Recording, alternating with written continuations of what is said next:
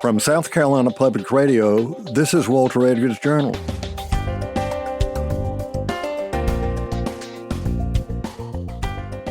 I'm Walter Edgar, welcoming you to our podcast about South Carolina culture and history, with a nod to all things Southern.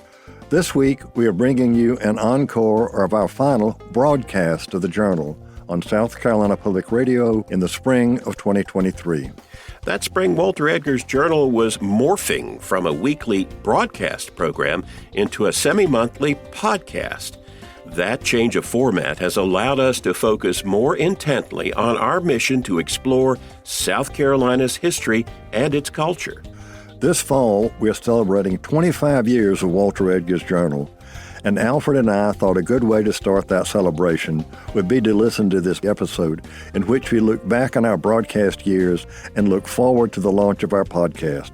Sean Birch, the director of South Carolina Public Radio, joined our conversation. Alfred, you've been around as producer of the show for umpteen years, and over that time, we've had a number of interesting guests. And if we go back really to the early days of the show, and I'm thinking about within the first year, for example, the late Charles Joyner, author of Down by the Riverside, expert in Gullah culture and history, the Honorable Matthew Perry, and the show that became an evergreen, particularly on Veterans Day, Moffett Burris, the author of Strike and Hold, his memoir of World War II. But then we had some really light things. Dottie Frank, every time she got a new book out. Mary Alice Monroe. And, of course, you were baptized in sweet tea. Which was Ken Berger's collection. Ken Berger's. The late Ken Berger. The late Ken Berger. Yeah. That's one of the things about getting old and looking back at more than 2 decades of the show. A lot of some of our favorite guests, sadly, are not with us anymore. Yeah, nearly 23 years. Yeah. And you were talking about some of the folks in the early shows. And, of course, I was working here, but I was not producing the Journal until 2006. But thankfully, we had some of those people that you talked about as repeat guests. Yes, that's it. We've never been shy about having people back if they did a good show. And, by the way, the first show that you produced, and I remember because we did it in Spartanburg, and we did it with Judge Bruce Littlejohn. Who was that? How old was he at the time? He was in his 90s? Yes. And you know why I remember that? Why? Because we were doing it for TV as well. You forgot to turn off your cell phone. I forgot to turn off my brand new cell phone. And it went off in the middle of the shoot. But it was a great interview. Oh, it was a great interview. But needless to say, your first impression with the rest of the crew was not the best. We kept you on anyway. I'll have to be honest. I had to work to improve the impression I made with Walter Edgar as well. But we got over it, and what can I say? It was a good match. Yeah, it really has been. Once you decided that you could tell me that something was not right, I was in awe of Dr. Walter Edgar, and thankfully, Sherry Hutchinson, who was the producer for many years of Marion McPartland, said to me, "You're the producer," and so I gently began to say, "Can we not do that and do this instead?" Yeah. Well, you make it sound so wonderful because you smooth it out. Now, I do understand probably your trepidation, Alfred, in joining Walter, because when I first started working here, I've been here for a little over 5 years, I would mention to people I met what I did and where I work, and they would bring you up, Walter, and they would always be in awe that I'd get to work with you, with the Dr. Walter Edgar. And I knew you, I think, as a person first. I was not really aware of Walter Edgar's Journal. I did not grow up here in South Carolina. I had no real context for you.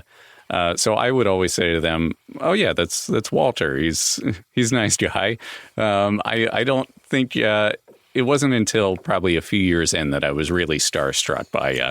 But thankfully, I think I had won you over at that point, so it was okay. Well, you had a hard act to follow with Sherry Hutchinson. That's true. And actually, there've only been 3 heads of radio since I've been working out here. Yeah. Started off with Tom Fowler, and it was his idea to create the show. Yes. Now, would you say you were co-creators, or was he the creator of the show? He came to me with the idea. Right. And then you hashed it out? We hashed it out. And initially when the show started out, we co-hosted it, and it was live. Yes. Oh, my goodness, it was live. and there's one other person we need to mention, and that is John Gasquet, because John came up with the name for the show. He did. It's a great name. You found one of the first shows where we're asking people to submit names for the show. As a matter of fact, I found the clip where you're asking people come to our then brand new website and submit names. And so that's how it happened.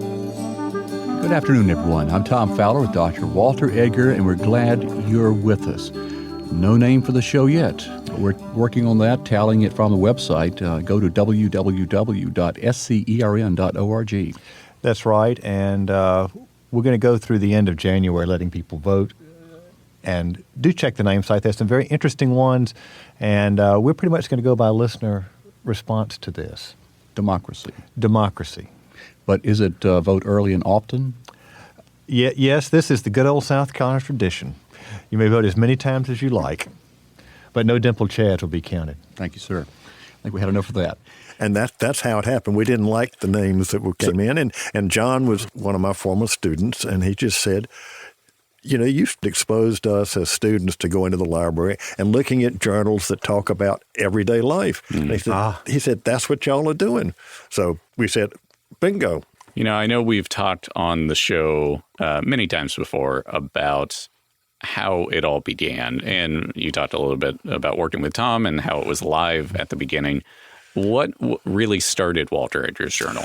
Well, what really started it was the removal of the Confederate flag from the top of the State House dome. And it was covered live, and I got a call from Tom Fowler, would I come help do the play-by-play historically. I had been doing that in the 90s for elections, giving historic background. And so we did that. And after that, evidently, people were talking out here. They got some feedback from viewers, because we were doing it on radio and television. And then he said, people really think history on the air might be fun. And I said, well, let's just not think about history. Let's think about culture more broadly. Writers, barbecue judges, what have you. And Tom said, sure. And we did start off live, and it was an afternoon show, Friday afternoon at 2 o'clock. Oh, my gosh, worst hour. Now, but why was it the worst hour? Because of getting guests? Getting guests live on a Friday afternoon. With calls, right? Yes, with calls. And it just really didn't work. We quickly quit the call-ins, and then we got the chance to move to noon on Fridays. Which was better. Which was much better. And we also began to tape the shows. And the old studio, now, Sean, you're just too young to remember this kind of thing, reel to reel, these giant tapes. And it's so easy now when Alfred says, okay, repeat that, we'll drop that. Well, he can do it on his computer. Back then, he had to slice and dice a piece of tape. Slice out what I didn't want, tape the two ends together of what I did want. The producers before that used to save what they had excised. Oh, yeah. I was always threatened with, you better be careful. Being blackmailed with outtakes. I have an outtake reel here. So, okay. Well, I'm just glad. Now, when I started, we were already recording digitally, and that was 2006. It did make editing much easier. Well, we've explained to our guests how we work, and we know now the conversation will, and it's a conversation. Early on, people would talk about interviews. No, I don't do interviews. I have conversation with my guests. Right. And I try to make sure I know as much about them as possible. part of that was it's obviously a better show, but having been on the other end going on and have somebody do an interview and not know whether I had written a cookbook or anything else. Mm-hmm. So the two of you have been doing the show together for about 17 years, and you've seen some growth, Alfred, on your end with editing digitally. How else have you seen the show grow from week to week? Well, from my point of view, prior to me, the show might have several segments, and they might be talking to the then Speaker of the House, David Wilkins. Yes, that's right. And then another segment with an author, and then a segment from Gene Owens. Yes. The gentleman who just wrote a lot of great columns. Yes. And he had a regular feature on the show. So you might have 3 or 4 different pieces. So I said, why don't we just have one conversation? Yes. And that was my contribution. Yes, and that you had asked about the earliest days, Sean, and that's the earliest days. It was a whole series of guests, and having one guest in terms of preparation, it was easier. Some in one respect, another was harder because not only am I reading a person's book, but I really am doing background. Somebody said, "How long?" It's like preparing for a lecturing class. It's probably 4 to 5 hours research for every hour we have, and trying to get people to be at ease. And I think one of the things that has happened over the years, Alfred, is particularly once we went to the one guest format, people listened in before they came on the show, and they found out it was a conversation. 2 folks sitting on the front porch with sweet tea or something, or an adult beverage, depending upon who the guest was. And I never played gotcha. It was not an interview. It was a conversation. And oh, by the way, if you do step on your toe or your tongue, Alfred can take it out, and we will. And we had, because we were able to have a conversation, we had some very funny guests, very entertaining guests. We had some very informative guests. We had some very passionate guests. I think of Vernon Burton. Vernon Burton, yes, exactly. But we also had some very moving guests. And if someone is talking about something that means so much, I told Walter the best thing we can do is tell stories. And if our guest is telling a story or several stories, maybe about their lives, or a story about a time or a place or a project they're doing, and they get into it, sometimes there were tears. And we would just let everything happen. And if there was a long pause, we would keep that in the program. It was obvious it was moving to the people who were conversing. And the one that comes to mind is Moffett Burris. And that's when we were loaded on trucks and sent to just east of Hamburg, getting up close to the back door of Berlin. And as we traveled and we got close to a town called Woblin, we smelled this peculiar odor, and it kept getting stronger and stronger. And when we came into the edge of town, we saw this barbed wire enclosure with several real long, low buildings in it, and people walking around out in the yard that were just human skeletons with skin stretched across their bones. The guards had disappeared, and the gates were still padlocked, and I shot the lock off with my pistol, and we went in, and they were very afraid of us at first. They didn't know whether we were friends or enemies, the ones that were still living. But the conditions there were just beyond description. You can't possibly describe how horrible it was. They had been systematically starved to death over a period of time.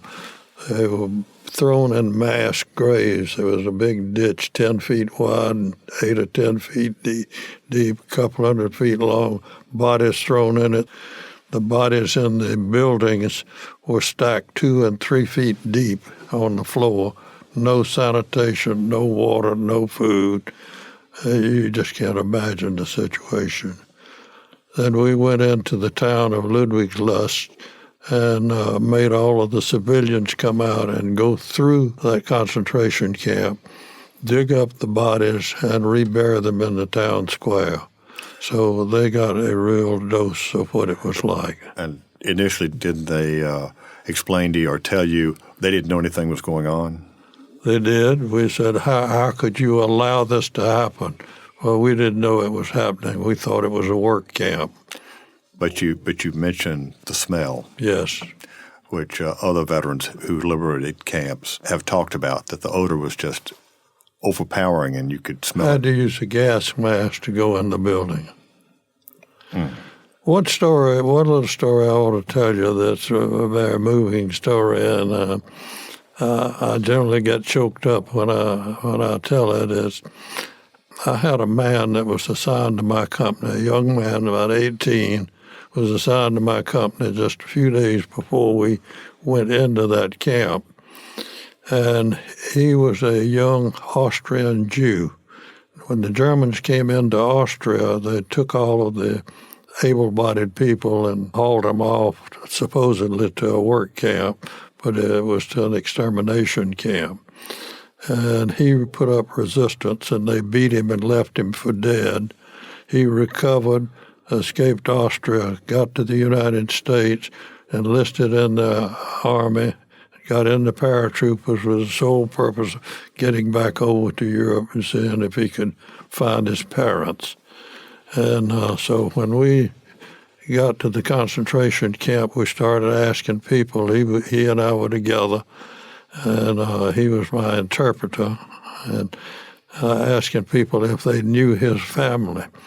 Finally, we got to a priest and asked him, and he said, "Well, son, I don't know how to tell you this, but your family was put to death just a few days ago."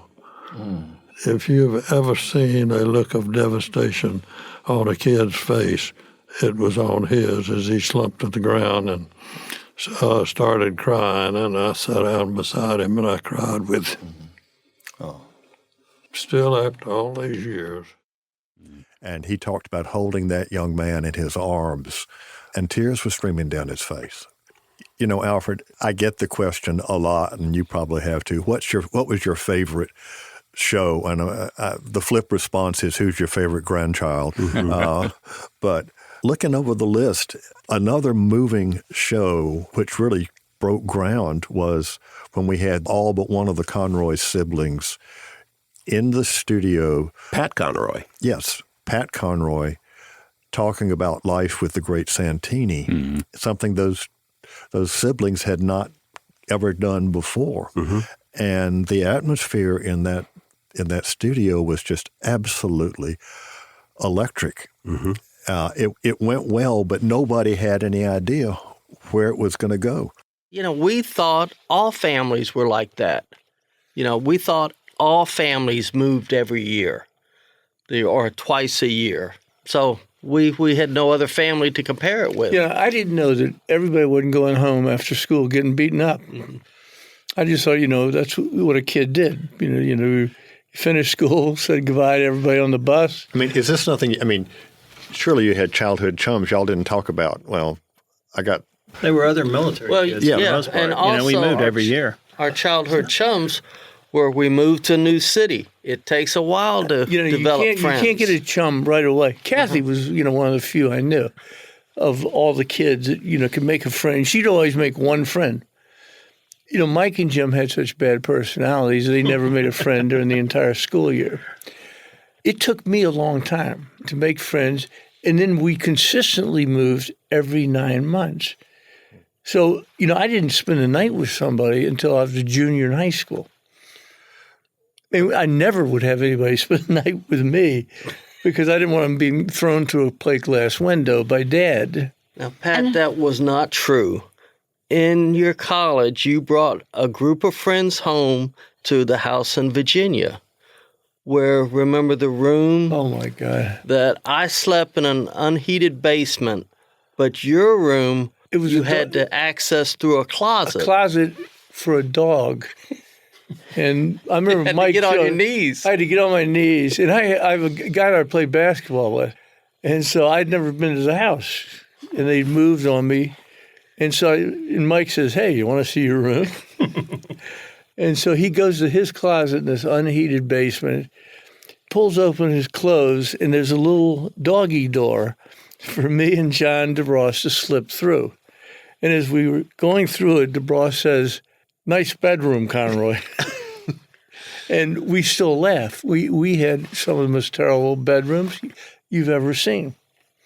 And this was just part of the military life that we, I guess, got used to. At least that bedroom was a great hiding place for us when Dad got mad. Oh, I mean, we would always head a down hiding there. place. Yeah. My job that was mainly just to throw something out there and let them talk to one another. With their amazing, wonderful, dark humor coming in to help just even things out when it was tough talking about things. Pat and his brothers and his sister would just all of a sudden say something and the room would be cracking up. Yeah. Well, and we've had guests that humor. You mentioned Gene Owens and his columns, and certainly Doris Sanders. Every time she came on, just wonderful peach farmer author from York County. There was an awful lot of energy that came out of her, just all positive. When she talked about having to deal with folks up north in New York when trying to get her cookbook, and because she'd just say a pinch of this and a pinch of that. No measurements or anything like that. I'm not sure that those people ever knew what they'd gotten their hands on when they got their hands on Dory, but they found out. They found out.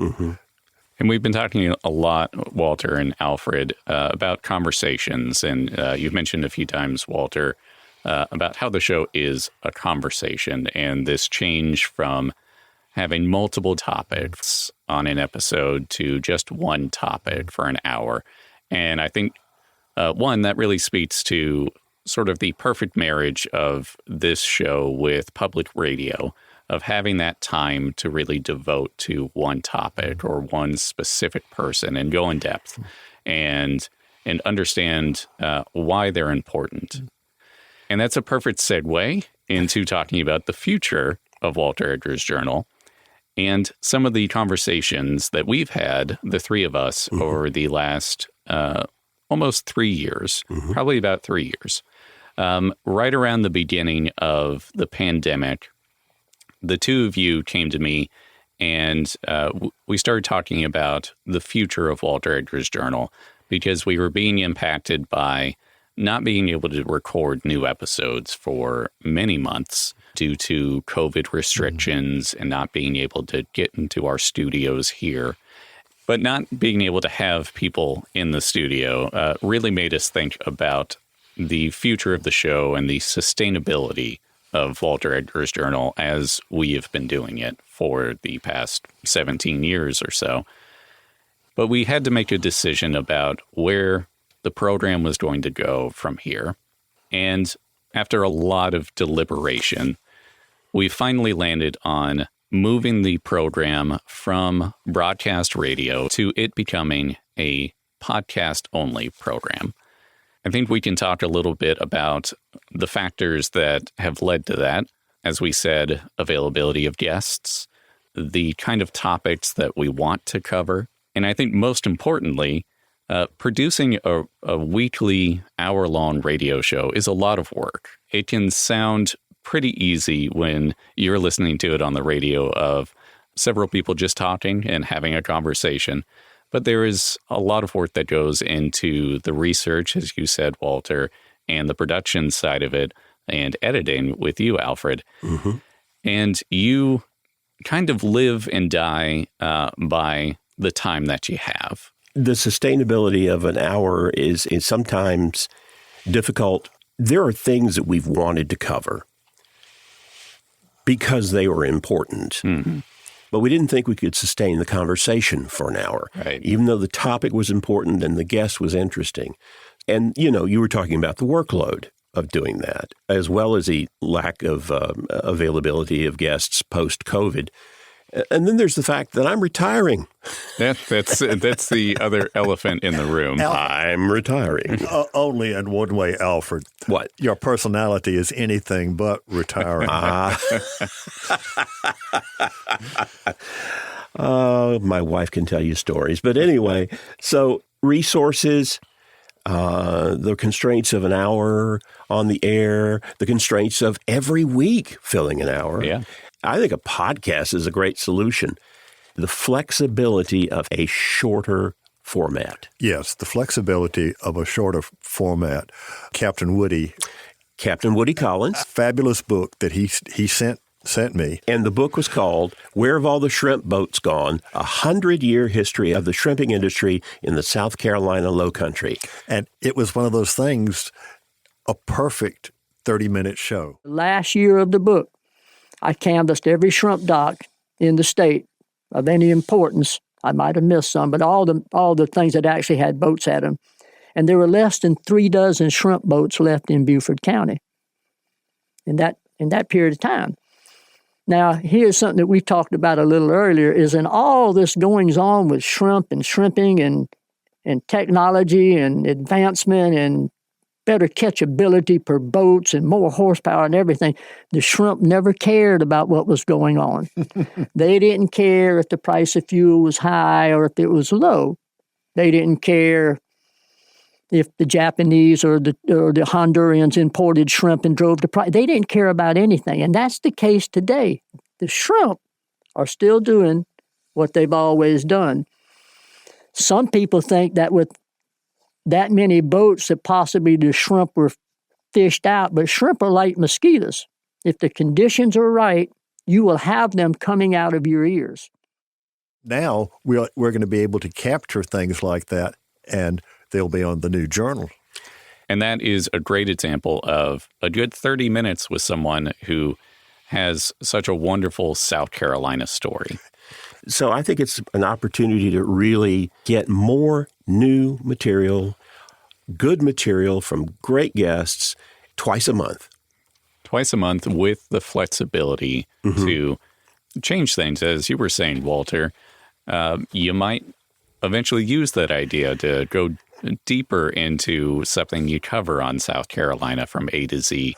Yeah, that to me is exciting as well. And one thing we should mention about the podcast, you're hearing Walter and Alfred interact on this episode today. There's going to be a lot more of that on the podcast. Yeah. Alfred is going to be a voice that comes in to the conversation, and it will be a lot more fun, a lot more loose, I should say. And it will be wonderful to have Alfred. Alfred is such a big personality that having him in these conversations with our guests moving forward will add a lot. And I'm excited about that as well. Well, thank you. I am too. It's been fun, some that we've recorded. So we should say again, Walter Edgar's Journal, what you are listening to right now is our final broadcast episode of the program. Well, it is, and I've got to give Alfred a hanky because he's tearing up over there. Well, it's bittersweet. I'm not getting any younger. I'm pushing 80, as my grandfather would say, or the 18th century, he's in his 80th year. So, things were going to come to an end sooner or later, but the idea of the podcast is going to enable the show to continue for the foreseeable future. I'm delighted to be able to do that, and the fact that public radio wants to do that. Yeah. Well, I hate to do this, but I'm giving you the wind-up sign, Walter. So maybe I should ask you, any last comment for our listeners before we sign off? One last comment. I am not wearing a bow tie. Not right now. Not right now. Casually dressed. I'm very much at peace with what we're going to be doing. In fact, I'm no more than at peace. I'm delighted about the new directions of the journal. Alfred, that our relationship can continue for, I don't know, another decade or so. Yeah. At least, please. Most definitely. With the support of Sean and the folks here at Public Radio. The old journal, since 2000, it's been a wonderful ride. And this is really the segue to the new show. And anything from you, Sean?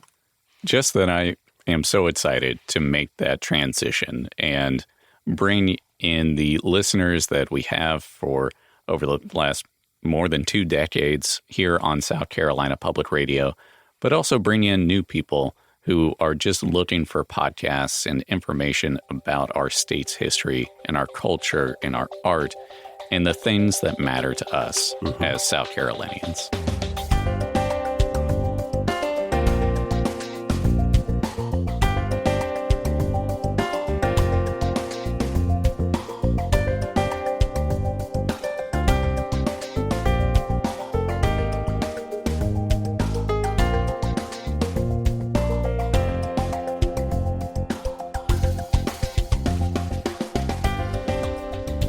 I hope you enjoyed our conversation today. I know that I did.